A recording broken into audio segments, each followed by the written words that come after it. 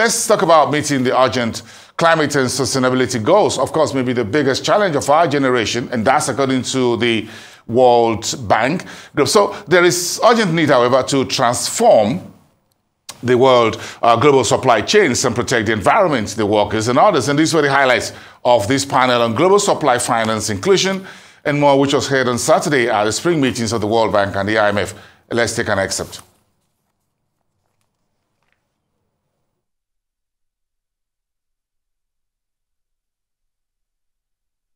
There's absolutely no doubt that global value chains are the backbone of trade. Global value chains make up to 45 to 55% of world trade. And they're forced for inclusion because spread over several countries, including developing countries. They create jobs, they help to increase incomes, and actually studies have been done to show that where you have global value chains spreading, incomes go up, per capita incomes go up. So, and we've seen this, you know, I was just thinking about it when I was coming, and thinking that during the pandemic, when we had to deal with vaccines, we had these meetings with the CEOs of the vaccine manufacturers, Pfizer and Moderna and so on. And what they said, the mRNA vaccine, let's take the Pfizer one, is spread over 19 countries. The supply chain is over 19 countries and manufacturing in 86 sites. So it's incredible, you know, the force they can be for creating jobs and employment. So I see them as a force for inclusion, and that's why I want to make one very important point.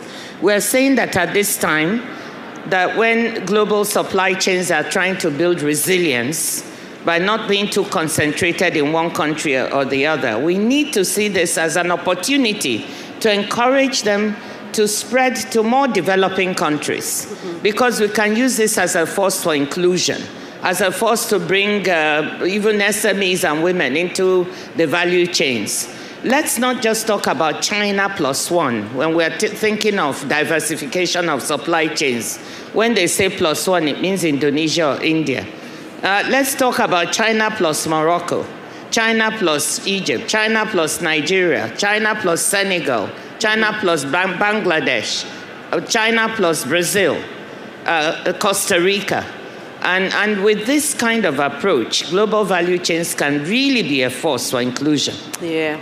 Mr. Diop, let me bring you in here. We spoke in our earlier panel about support for small to medium enterprises. And just keeping up with that theme, I mean, how can we create conditions for these SMEs to access supply chain finance? Let me start by saying leadership matters. And I think that all of you, when you are hearing about the institutions that Dr. Ngozi is leading, you were hearing about negotiation, about agreement, and so forth. What we have seen and what I've witnessed personally with the leadership of Dr. Ngozi is that we are talking about the poorest countries and the manufacturing in the poorest country. I have to give him a hug. Yeah, I want to give him a hug, that's fine. which is really the reality. We never had that emphasis. It was about what is the legal agreement, how it can be done. But at the end of the day, all this is for what? It is to make sure that the poorest of this world can benefit from trade. And we have enough evidence to show it. So I want us to stop and give a round of applause to Dr. Ngozi for that. This is true. This is true. And it makes our life much easier because we can partner. We have a partner who is like-minded, who will see what we are trying to get.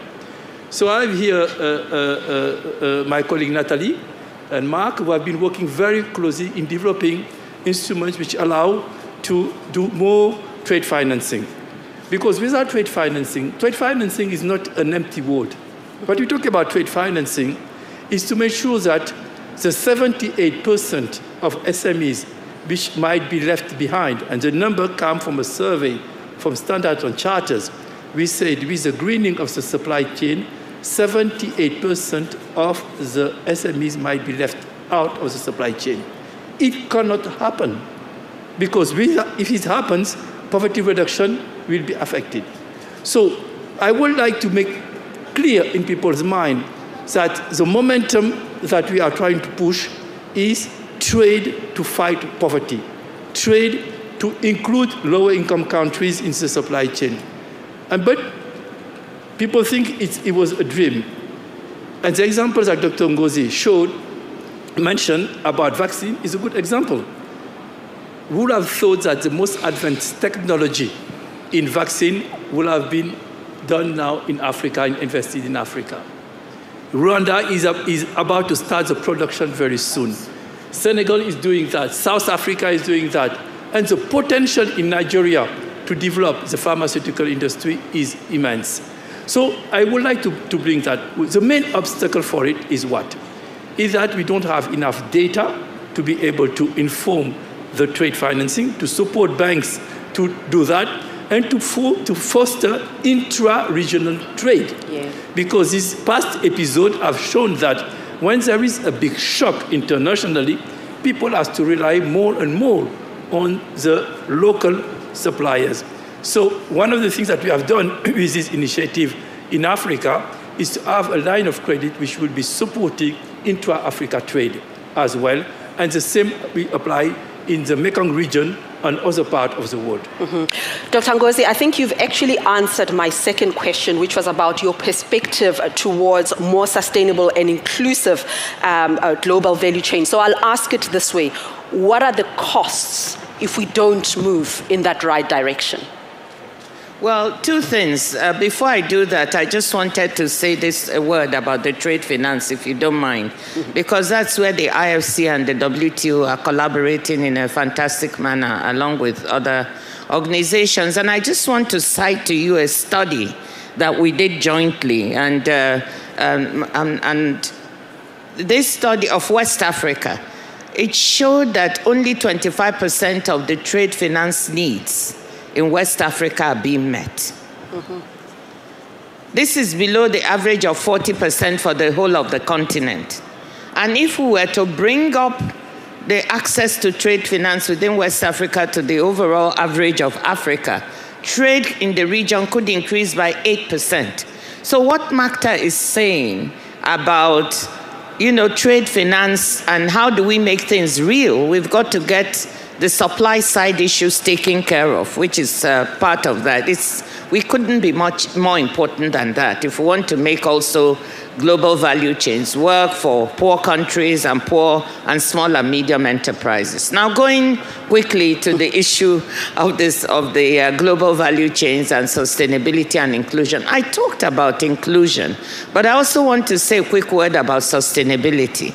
I think we don't have much choice now but to think about how to make global value chains sustainable.